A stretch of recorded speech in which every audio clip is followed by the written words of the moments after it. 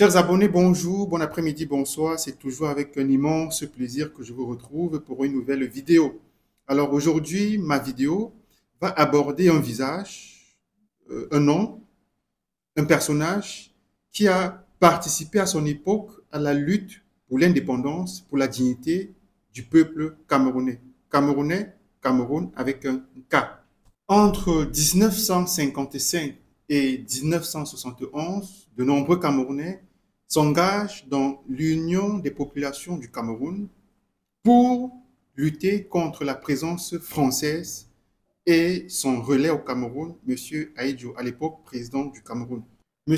Tamou Henry, très jeune, perd ses parents et décide de rejoindre l'Union pour les populations du Cameroun après avoir été taxé à de nombreuses reprises de fils de maquisards.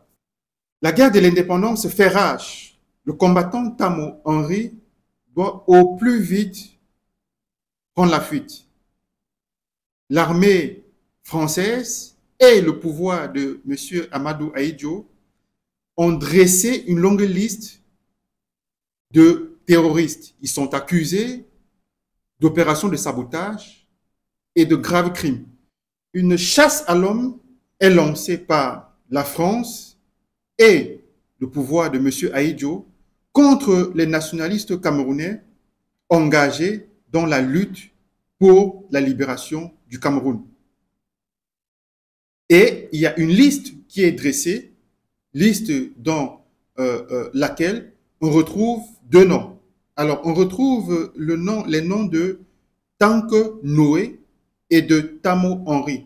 On va s'intéresser à Tamou Henry. Et voici par exemple cette liste, c'est-à-dire un tract qui était distribué à l'époque dans tout le Cameroun. Alors, que dit le tract? Je m'en vais lire pour vous.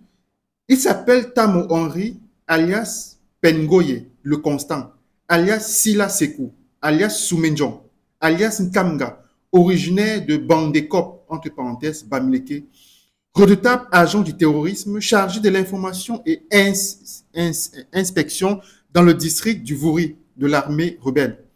Organisateur principal des nombreuses attaques de la ville de Douala, payé par l'étranger pour donner des renseignements sur son collègue Tanke Noé. Individu très dangereux qui se passe pour être un étudiant et fréquente surtout les femmes.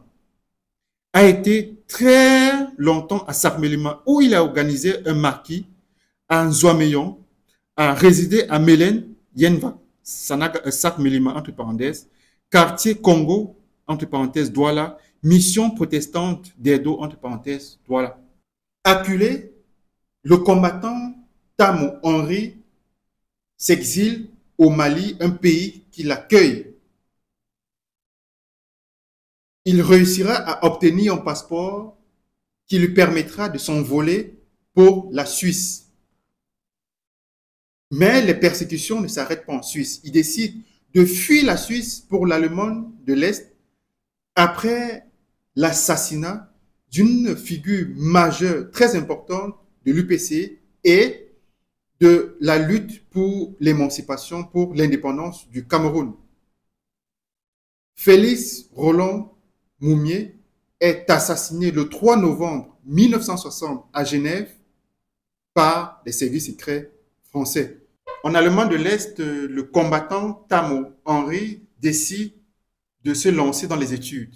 Et après ses études, il s'exile à nouveau en Hollande, pays où il sera employé au sein de Unilever. Unilever, qui est considéré comme l'une des toutes premières multinationales de produits de grande consommation.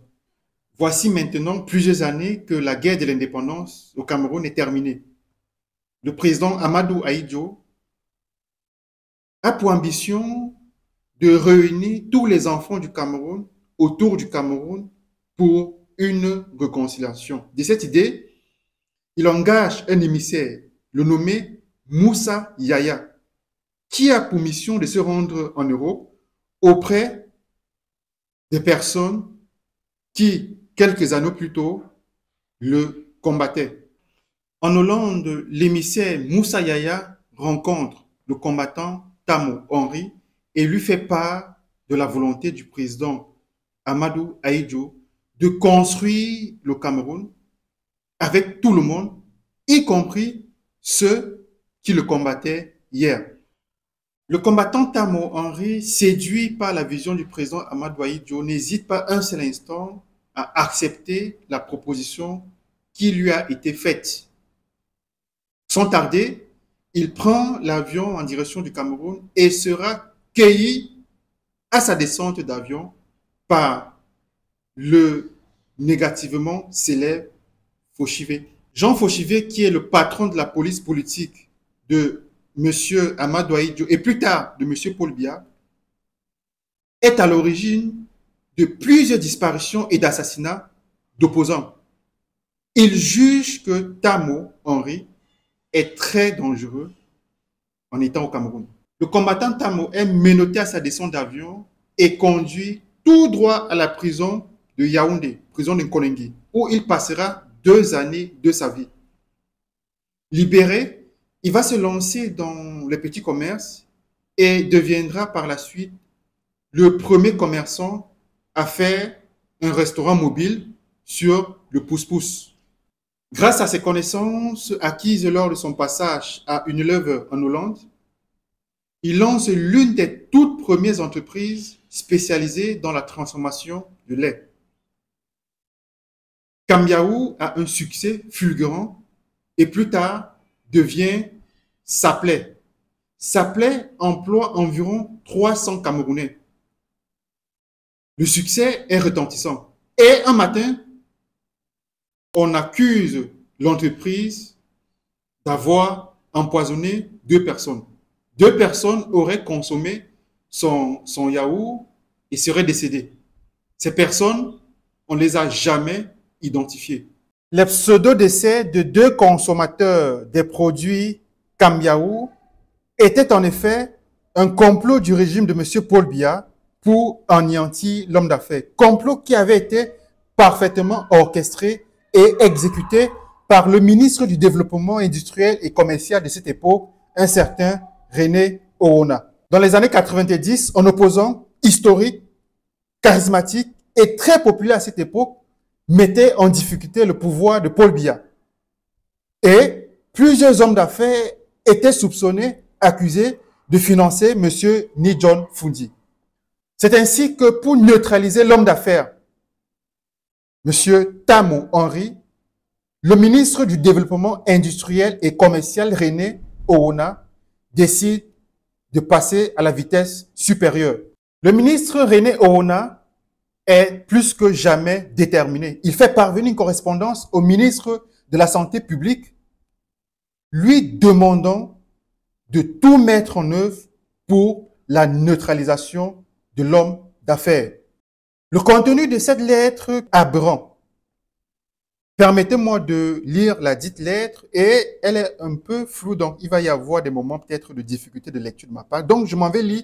La lettre a été adressée le 8 juillet 1992. C'est une correspondance du ministre de Développement industriel et commercial du Cameroun à cette époque, René Ohona, à l'attention du ministre de la Santé publique.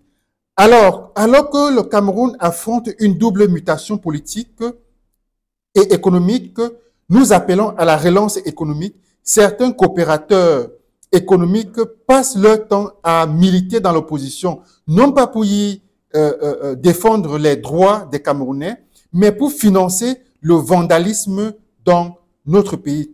C'est pourquoi je compte sur votre dévouement.